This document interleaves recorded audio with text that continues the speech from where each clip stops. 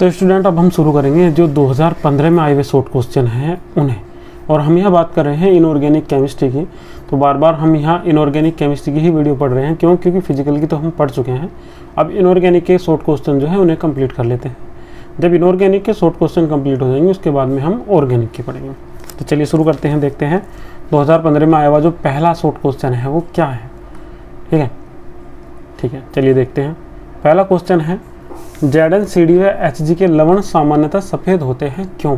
क्योंकि इनमें उपस्थित जो डी कक्षक होते हैं वे पूर्ण रूप से भरे हुए होते हैं। ठीक है, जिनमें अयुग्मित इलेक्ट्रॉन नहीं पाए जाते हैं वे रंगीन आयन नहीं बनाते हैं। ठीक है, चलिए और इसमें एक बात और भी है जो हमने यहाँ लिखा हुआ भी है कि ऐसे परमाणु के लिए जो डी संक्रमण होता है इसके लिए बहुत ही अधिक ऊर्जा की आवश्यकता होती है जो दृश्य क्षेत्र के प्रकाश को अवशोषित करके प्राप्त होती है। अगर दृश्य क्षेत्र का प्रकाश ही अवशोषित हो जाएगा तो आपको किसी भी कलर का दिखाई नहीं देगा, अर्थात सफ़ेद दिखाई देगा, कोई कलर आपको उसमें से नहीं चमकेगा, जिस कारण ये सफ़ेद रंग के दिखाई देते हैं। चलिए बात करते हैं क्वेश्चन नंबर 2 की कि क्वेश्चन नंबर 2 हमारे पास में इसमें क्या आया हुआ है। तो जो क्वेश्चन नंबर 2 है वो है KMnO4 व K2MnO4 में Mn की ऑक्सीकरण संख्या ज्ञात कीजिए। ठीक है, KMnO4 में तो Mn की हम ज्ञात कर चुके हैं, +7 है। अगर आपने नहीं देखी है तो जो 2014 की वीडियो है उसे देखिएगा, वहाँ से मिल जाएगी। और जब हम बात करेंगे K2MnO4 की तो इसमें जो ऑक्सीकरण संख्या निकल के आएगी वो कितनी निकल के आएगी? +6। चलिए देख लेते हैं एक बार किस टाइप से निकल के आएगी। तो ये तो हम पहले भी ज्ञात कर चुके हैं KMnO4 में, तो कितनी निकल के आ जाएगी? +7। कैसे निकल के आएगी ये आप लास्ट वाली वीडियो में भी देख सकते हैं और यहाँ भी आपको समझ में आ जाएगी जो हमने कर रखा है। ठीक है, कैसे लिखेंगे इसे? लिखेंगे यहाँ से, देख लेंगे इसे एक बार जो हमें सवाल मिला हुआ है। K की ऑक्सीकरण संख्या प्लस बीच में क्या है Mn प्लस Mn की ऑक्सीकरण, जितने भी परमाणु बदल के आएंगे हर किसी परमाणु के बीच में प्लस लगा देंगे। जैसे कि ये लिखा हुआ है हमारे पास में KMnO4, तो K की अलग लिखेंगे, Mn की अलग लिखेंगे और 4 गुना O की अलग लिखेंगे। ठीक है, जो नीचे होगा वो गुना में आ जाएगा इस टाइप से। K की ऑक्सीकरण संख्या कितनी होती है? 1 होती है। जिसकी ऑक्सीकरण संख्या हमें निकालनी होती है उसकी हम ऑक्सीकरण संख्या x मान लेते हैं। तो यहाँ Mn की ऑक्सीकरण संख्या कितनी है? x है। और O की ऑक्सीकरण संख्या कितनी है? -2। तो 4 गुना -2 बराबर 0। तो बल चलते चला जाएंगे और बाद में कितनी आ जाएगी? +7 आ जाएगी। चलिए इसके दूसरे पॉइंट की बात करते हैं। दूसरा पॉइंट नहीं करा है, चलिए दूसरा पॉइंट मैं कर देता हूँ। यहाँ ये हमसे पूछा हुआ है दूसरा पॉइंट जो है, दूसरे पॉइंट में जो हमें निकालना है वो निकालना है हमें K2MnO4 में। K2MnO4 में Mn की ऑक्सीकरण संख्या, ये हमें ज्ञात करनी है Mn की ऑक्सीकरण संख्या। तो हम यहाँ मान लेंगे जिसकी भी हमें ज्ञात करनी है। ठीक है, उसकी हम क्या मान लेते हैं? x। तो यहाँ हम क्या मान लेंगे? x मान लेंगे, माना Mn की ऑक्सीकरण संख्या x है। ठीक है, यहाँ हम क्या मान लेंगे? इसकी ऑक्सीकरण संख्या x मान लेंगे। जो फॉर्मूला भी हमने लगाया था उसी टाइप से इसमें लिख देंगे हम। 2 गुना K की ऑक्सीकरण संख्या प्लस Mn की ऑक्सीकरण संख्या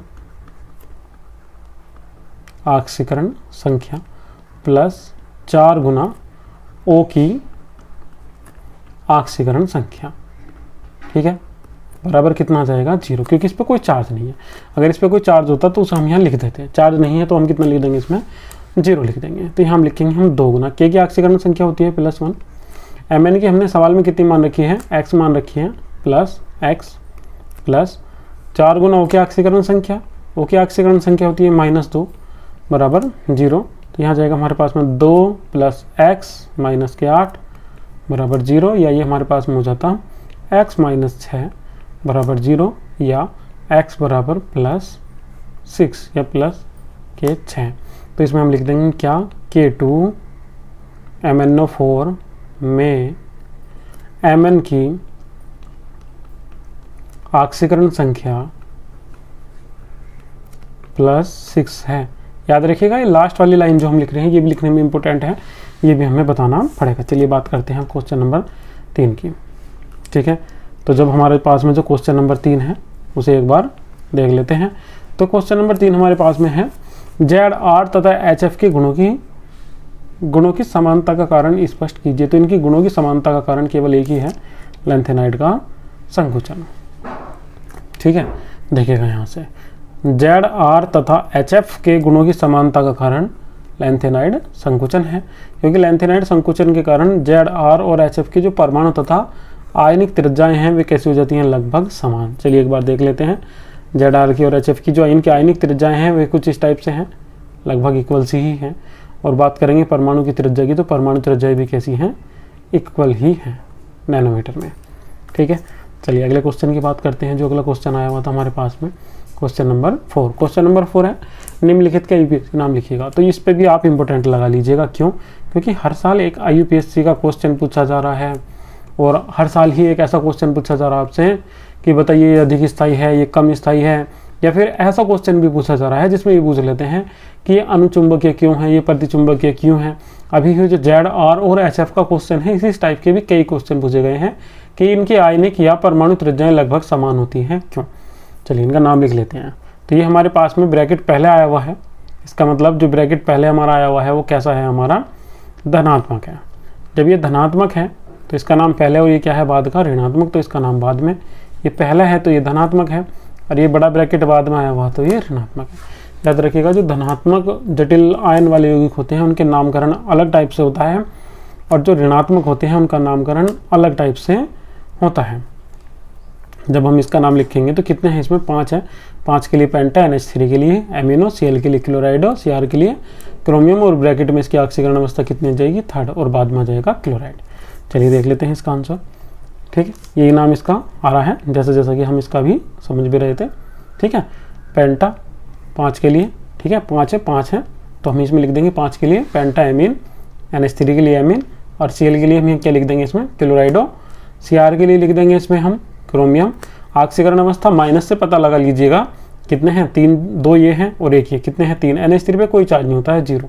ठीक है, तो माइनस के 3 हैं और चार्ज टोटल कितना आ रहा है, 0। तो इस पर Cr की ऑक्सीकरण अवस्था कितनी होगी, +3, +3 -3 = 0 होगी। तो यहाँ कितनी आ जाएगी इसकी ऑक्सीकरण अवस्था, 3 आ जाएगी। और बाहर कौन है, Cl, तो Cl के लिए हम क्या लिख देंगे बाद में, क्लोराइड लिख देंगे।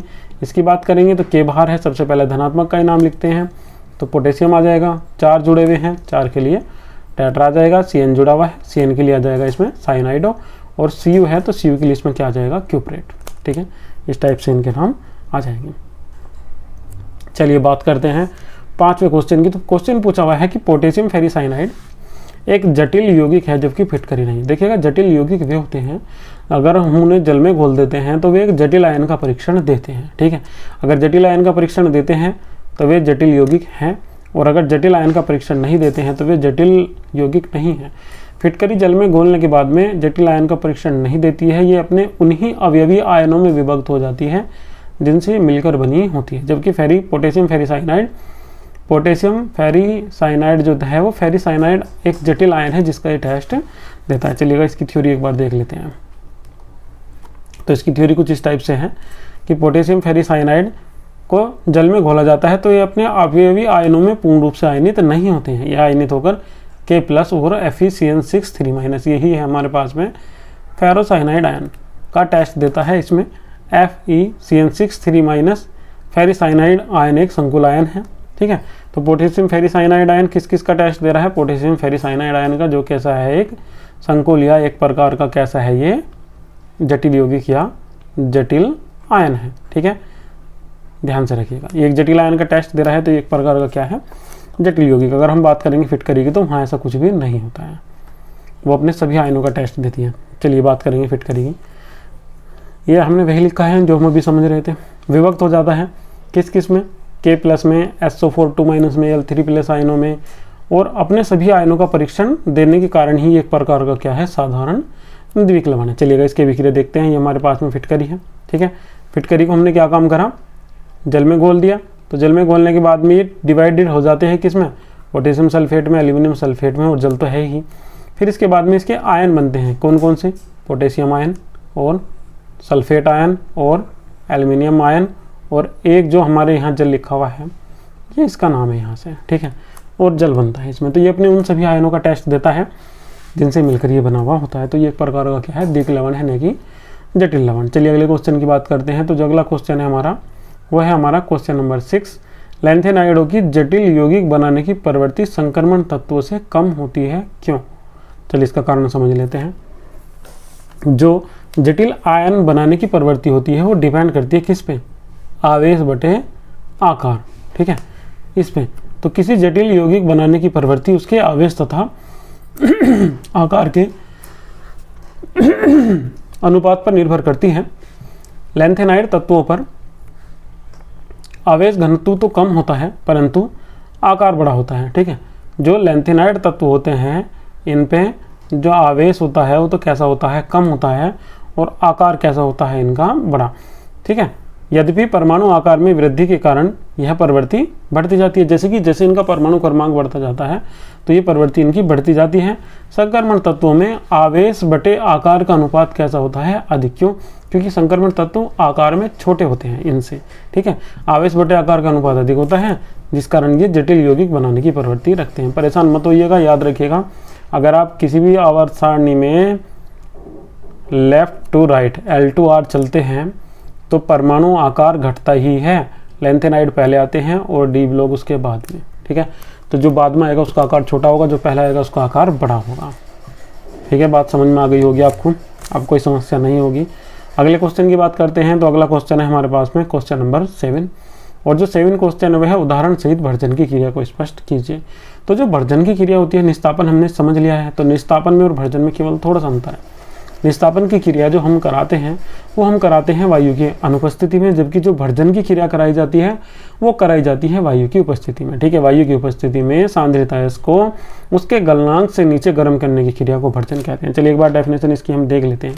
डेफिनेशन ठीक इसी प्रकार से है, और इसमें क्या होता है, जो सल्फर जैसी अशुद्धियाँ होती हैं सल्फर डाइऑक्साइड के रूप में पृथक हो जाती हैं। आर्सेनिक की अशुद्धि होगी आर्सेनिक ऑक्साइड के रूप में, एंटीमनी की अशुद्धि होगी एंटीमनी ऑक्साइड के रूप में पृथक हो जाती है, ठीक है। चलिए बात करते हैं अगले क्वेश्चन की। तो अगला क्वेश्चन है हमारे पास में क्वेश्चन नंबर 8। तो क्वेश्चन नंबर 8 है, लुईस तथा ब्रोंस्टेड सिद्धांत के आधार पर समझाइए कि अमोनिया एक बेस है। सबसे पहले तो लुईस का सिद्धांत समझेगा, लुईस ने क्या समझाया था। लुईस के अनुसार वे पदार्थ जो इलेक्ट्रॉन युग्म दान देते हैं क्या कहलाते हैं, क्षार। तो अमोनिया क्या काम करती है, एक इलेक्ट्रॉन युग्म दान देती है, तो जिस कारण वो क्या है, एक बेस है, बेस। क्षार वे होते हैं, याद रखिएगा, बेस तो कोई भी हो सकता है जो प्रोटॉन ले रहा है, ठीक है, या और अन्य कारण से, मगर जो क्षार होंगे, क्षार केवल वे होंगे जिनमें क्या पाया जाता है, OH- आयन, ठीक है। बेस को बोल देते हैं भस्म, ठीक है, न कि क्षार, ठीक है। याद रखिएगा, जो प्रत्येक क्षार होता है वो बेस हो सकता है, भस्म हो सकता है, मगर जो प्रत्येक भस्म है वो क्षार नहीं हो सकती, क्योंकि याद रखिएगा क्षार वे होते हैं जो केवल OH- आयन देते हैं, जबकि भस्म वो भी हो सकता है, बेस वो भी हो सकता है जो इलेक्ट्रॉन का जोड़ा देता है या जो H+ आयन को ग्रहण कर लेता है। चलिए बात करते हैं इसकी। और ब्रांस्टेड के अनुसार वे पदार्थ जो प्रोटॉन ग्रहण करते हैं क्या होते हैं, क्षार।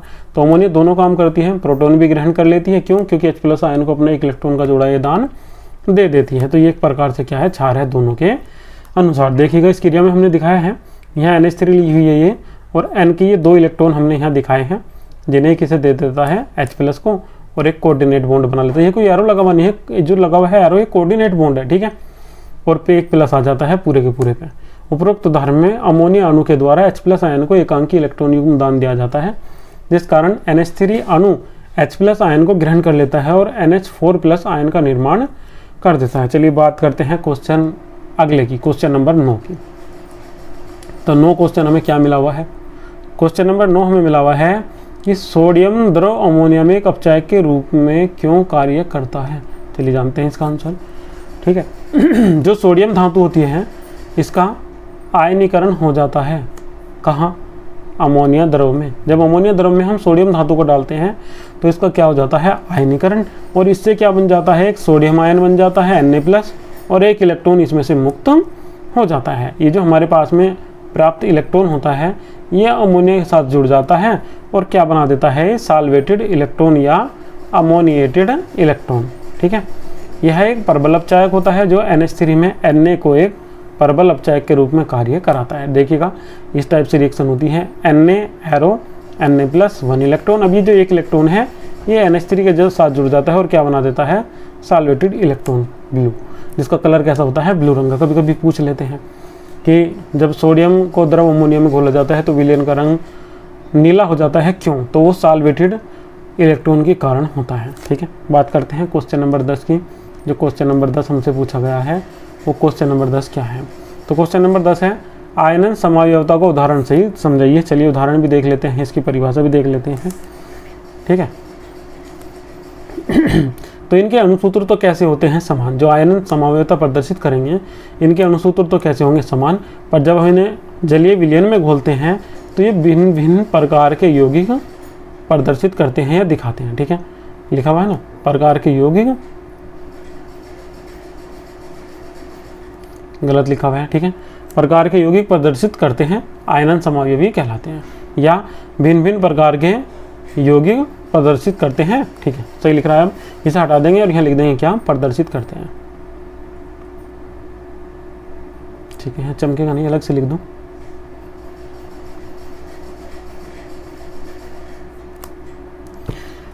या बनाते हैं लिख दीजिएगा। आयनन समावयवी कहलाते हैं संकुल आयन के अंदर वो भी स्थित समूह के बाहर स्थित ऋण आयन के विनिमय करने पर आयनन समावयवता होती है। चलिए एक बार दिखाता हूँ मैं आपको। ये दो एग्जाम्पल हमने लिए हुए हैं। एक एग्जाम्पल हमारे पास में ये है और एग्जाम्पल एक ये है। ध्यान से रखिएगा, इसमें Cl अंदर है और इसमें Cl2 कहाँ है? बाहर है। Cl2 अंदर, Cl2 बाहर। इसमें Br2 बाहर है और इसमें Br2 कहाँ है? अंदर। ये देगा क्लोरीन आयन का टेस्ट और ये देगा केवल ब्रोमीन आयन का टेस्ट। अब आप सोच रहे होंगे कि एक सामान्य नहीं, जो जटिल आयन है वो एक साथ जुड़ा हुआ रहेगा। बात करेंगे ऊपरले एग्जाम्पल की। जो ऊपर एग्जाम्पल मिला हुआ है ये ब्रोमीन आयन का परीक्षण देगा और ये सल्फेट आयन का देगा। ठीक है, बाकी ये कैसा रह जाएगा इसमें? जटिल आयन के रूप में, और ये भी कैसा रहेगा? जटिल आयन के रूप में। ये चैप्टर भी हमारा फिनिश हो गया है। जो हमारा 2015 के शॉर्ट क्वेश्चन थे वे भी हमारे फिनिश हो गए हैं। वीडियो अच्छी लगी है तो वीडियो को लाइक कीजिए, चैनल को सब्सक्राइब कीजिएगा।